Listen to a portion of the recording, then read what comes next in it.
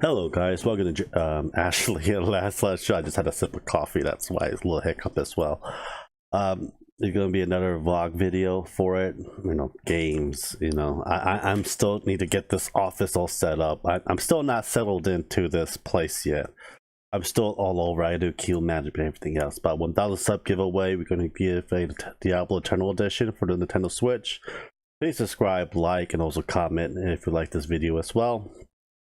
Our topic is going to be basically about what games are going to be later on in the years, what the future games is going to be. It's very hard to not talk about these things, and we have other people talk about it. The problem is how laws are affecting, how SJWs and other organizations are affecting, kind of affecting the game industries. I just give them a big middle finger in my point of view, but my wife will do the same thing. It's one of those things like back then, even like 8-bit, back then it's like, oh, it's so violent, it's gonna ruin our child's mind. It's like all these boring graphics. Oh, it's so violent. Oh, it's like they did actual studies on these things. Like, video game does not lead to violence. Usually. If you have people playing video game, they'd rather shoot heads in the video game and do in real life, because there's repercussion of hurting someone in real life than playing video games. And a lot of times I play a lot of violent video games. I do a lot of violent video game gameplays of it. I do a lot of story driven gameplays of it. I play a lot of fighting games as well, a lot of RPG, strategy, act, you just name it. I pretty much play it all except for sports. I skip the whole genre away. For me, if I'm going to play sports, I'd rather just play it, damn thing, in real life. Go outside and play concrete soccer or concrete football. Nowadays, no one plays that anymore, and I can't do it anymore because of my disability. I used to do it when I was a kid in LA, and in the middle of the street in front of our apartment, play concrete soccer and concrete football. That's basically what we did all day, or basketball for the hell of it, because that's how we spent very much our time. If our mom and dad kicked us out of the house and say go play outside, so we just go put mayhem in the middle of the damn street.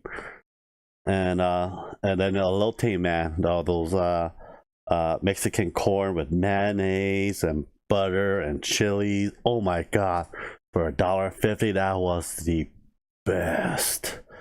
And you go around the corner and you get some empanadas and go to the taco truck. Oh my god, so good. Oh, so good. I wish I know you don't see those people anymore. It's just a lot harder to see people actually making a living selling putting food carts outside, because they like literally permit everyone, put ticketing everyone if you don't have a permit and stuff like that. But yeah, for games, back then it evolves to what we have now. Now we're dealing with microtransaction and loot crate. Microtransactions being is basically you buy a certain item. Like, say you want to buy a nice looking brassiere, jackets, hat, skin, gun for your skin, or a type of gun, or something that helps you with the game for a certain amount of price. But the problem is right now is that you have kids or adults spending more than hundreds and thousands of dollars on these things. And also you have these loot crate. You have a certain percentage of chance of getting a certain type of item, and you buy it. And it's like kind of like gambling. I don't really consider it gambling. I feel like if you lose, you have to also gain something as well. A lot of times I see a loot crate as basically a random card pack, because if I buy a magic card, there'll be 12 cards. There's at least going to be one rare, or one or rare or in a shiny, or two rares in the shiny. It's a chance of what cards you're gonna get. You're not going to guarantee you're gonna get those cards. That's why I see loot crate as. Now you have lawmakers, banning loot crate, in Europe, and microtransaction. I can understand that, but also one thing I don't understand is if I'm buying a $60 game, brand new, it's like, why do I have to deal with microtransaction or loot crate? to get those skins. Now, I had to deal with DLCs, custom DLCs and stuff like that. You know, I look at it, don't want it, and just skip it, you know. But a lot of times, we don't buy DLC unless it's actual another 4 to 6 hours of stories into it. I will not buy any DLC costume if I have to. Unless Ashley wants it, then I have to, because she's my wife. I have to make that wife happy. Happy wife, happy life. But usually I don't buy anything like that. It's just one of those things that it baffles me. It's like, if I'm buying a full price game and I had to deal with more extra stuff that doesn't really correlate with the game, it's like, why would I want to spend money on it? Why do I need a stupid top hat for $2? And it's like, I don't buy it. But you have these kids and adults, you know, adults due to it, need to get every single skin and outfit. It's like Overwatch, you know. I spent $100 on Overwatch just to see how it works, because that's basically how Loot Crate kind of came to be in my mind. I think it came before and after, I don't know, but you know, I did, you know, Overwatch an exam, $100 in. See what the big fuss is about. I live streamed it for it. I made a video on it. And never again. It's like, it's a waste of money. It literally is. Basically, to me, it's a waste of money. But you know, if you don't have the money for it, don't buy it. You know, there's a lot of people that are starving too and need to put food on the table. Let's put food on the table. You know, later on it might be a sale, or just get another game saved up for it. In my opinion, that's what I do. But if that's $6, I shouldn't deal with microtransaction or loot crate. Like Rich said, you know, every, you know, more and more people need more and more developers to code more and more things, because now coding has become more complex and more time consuming. Back then, when you had to code for the Atari, the Commodore 64, Atari, NES, you know, you have like a small group of people making a game. Now you have like teams of people making a game, especially graphical engine games as well. You know, it will cost a lot more. You gotta have to sell a certain amount of copies of it. And I don't mind paying $80. I'm gonna get this out there. Me and Grim Olive had an argument about this. You might have argued about it on Sunday as well, on this topic on the podcast. I don't mind paying $80 if the game is more than 40 hours of content or more. It has to be at least around 40.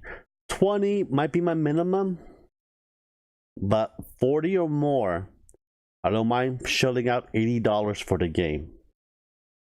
You know, if they do not put microtransaction or loot crate. You know, if it's within 12 to 16 hours of gameplay, like a fighting game, I am not going to pay $80 for it. I'll pay at least $40 to $60 for that type of game. You know, fighting games does not take much to make, but a long, active RPG game does. And you know, Kingdom Hearts takes a lot of, like, Kingdom Hearts takes several years, several development time, several setback, people, and everything else. You know, that took a lot of money to make. That has pretty much more than 80 hours of content altogether. And then I don't think they're gonna have a microtransaction on it as well. A lot of only thing I see is all the DLC costumes and stuff for Final Fantasy 15. I thought I might see that on Kingdom Hearts 3, but not, you know, not microtransaction or loot crate. It's just one of those things that, you know, if you know, I will pay $80 for, or a little bit more, $90. I don't mind doing $90, 40 hours or more content. You know, I think that's fair, because you got to think about the development time and team to make that much out for it. That I don't mind to do. For fighting games, how many of that costume, a very, like, you know, top cute little bikini, like, you know, costume do you need for a fighting game? What, you need 120 of them? You can sell it for $1 each? No, hell no, I'm not gonna do that. And then at the end of the year, they have the yearly, like, costume packs for like $10. Yeah, I'll buy that. Then buying it like $1 since it comes out. So just wait a year or two. price will drop for a DLC costume if you guys really want the damn thing. Just wait the end of the year, and you get the money for it. They just become the money that, you know, the companies will do anything to get much money as possible. Well, that's what companies really do. Try to get much money as possible. The problem is they will not put that product out if people don't buy it. Microtransaction is a $1 billion a year industry right now. Same thing with Loot Crate. Why will they stop when they generate them billions of dollars? Unless you don't buy it, it don't generate that much money, then it is not, you know, no, it is not, you know, in their mind, like, we're losing money on this, and we're not going to do it then. You know, if you don't buy it, they will not put that microtransaction Loot Crate in anymore. Like Fallout 76 was a huge fail. I bought the game for $60 when it first came up. I'm a huge Fallout fan. I have a Pip-Boy from the Fallout 4 series. You know, it's one of those things. It's like Fallout Bethesda screwed up. Now they know what to do next time. They're gonna get sued because of several things they promised they did not promise on. You know, they also screwed up on the collector edition bag. Good thing I did not buy the damn thing, because I just want the helmet, but the bag was a crap like that. I'll be pissed as hell. And refunding them for 500 atoms. There's only not that many people playing Fallout. I can barely play Fallout because it's so laggy as hell. And I have a 1060 Nvidia card, and it should play without a problem. I don't know, is it a video card or the internet? I don't know. I don't think it's my internet, because every other game I play high-end graphics, does not have that problem. And it's one of those things, like, it baffles that now Bethesda is going to lose millions of dollars on Fallout 76. The Fallout 76 is going to die probably by mid of next year or end of next year. There'll be no more Fallout 76 because it's not moneymaker unless they bring out content quick enough to fix all these problems, like No Man's Sky did. No Man's Sky redeemed itself by promising to make updates and patch for free.